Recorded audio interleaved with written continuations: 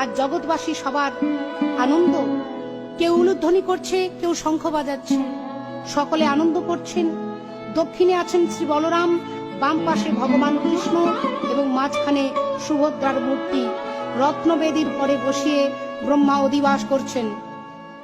পূর্ণ করে তীর্থবাড়ি সুবর্ণ কলসে, হেমকুম্ভে অবিলম্বে করে অধিবাসে, বেদতন্ত্রে নানা মন্ত্রে দেব পদ্মজনী,